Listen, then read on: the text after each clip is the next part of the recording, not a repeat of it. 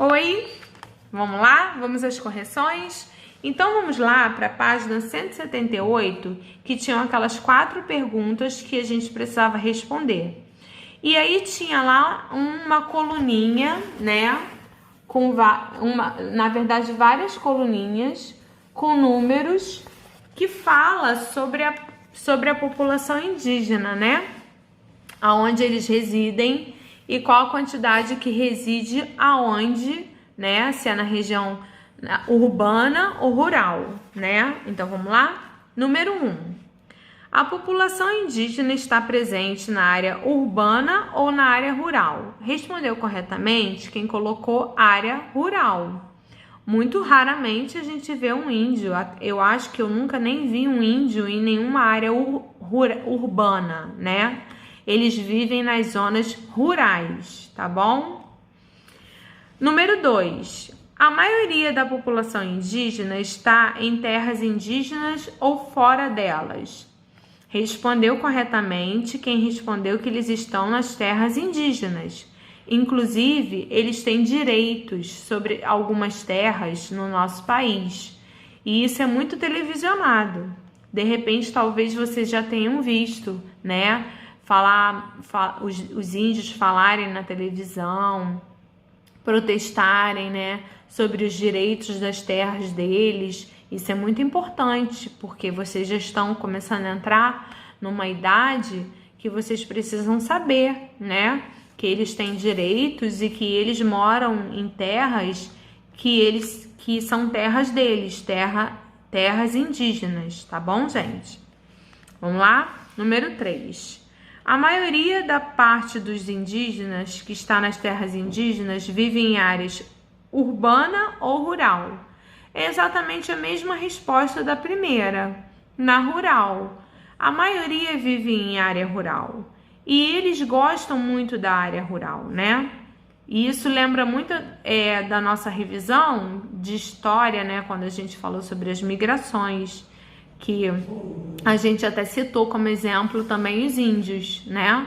Então, assim, eles vivem em área rural e eles gostam de viver em área rural porque eles plantam, eles colhem. Então, tem vários aspectos para eles poderem gostar de viver na área rural, tá bom? Número 4. A maior parte dos indígenas que está fora das terras indígenas vive na área urbana ou na área rural? Aqueles que estão fora vivem na área urbana, não é verdade? Então, se eles não estão dentro da área rural, eles estão na área urbana. Então, na número 4, a resposta correta é área urbana, tá bom? Vamos lá agora para a página 97 e 98 das atividades da ficha de atividade número 1. Ficha de atividade número 1.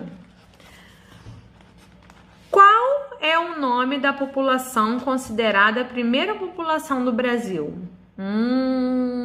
Tem a letra A, a letra B, a letra C e a letra D. Respondeu corretamente quem respondeu a letra C, que são os indígenas, né? Que foi o que eu falei lá no vídeo da aula, que foram os primeiros povos habitados no nosso Brasil. Este povo veio de um país da Europa e chegou em 1500, no início da ocupação do litoral das terras que vieram a ser o Brasil. Marque X na opção que mostra qual foi o povo que colonizou o Brasil, né? Então, vamos lá? Prestem atenção na pergunta, tá? A pergunta está perguntando, em 1500, qual foi o povo que chegou aqui para colonizar o nosso Brasil? Respondeu corretamente quem marcou? Os portugueses. Lembra que eu falei que os portugueses chegaram aqui por volta de 1500 e até 1580 já tinham 100 mil portugueses no Brasil, aproximadamente 100 mil portugueses no Brasil. Número 3. Número 3 é um caça-palavras, né? Foram trazidos à força em navios e escravizados para trabalharem com cana-de-açúcar. De qual população estamos falando? Eu nem vou precisar continuar a pergunta, porque a tia também falou lá na aula, né, que junto com os portugueses, né, nós estamos falando no primeiro capítulo, né, das diferentes culturas do nosso país. E os portugueses trouxeram como escravos o povo africano. Então, nós estamos falando aqui, na cruzadinha, dos africanos. Então, quem achou africanos, tá correto, tá bom? Na página 98, vocês deveriam fazer aqui o seguinte: faça um desenho que represente como deve ter sido o encontro entre os portugueses e os indígenas, entre portugueses e africanos também. Então, o primeiro seria entre os portugueses e os indígenas, e o segundo entre os portugueses e os africanos.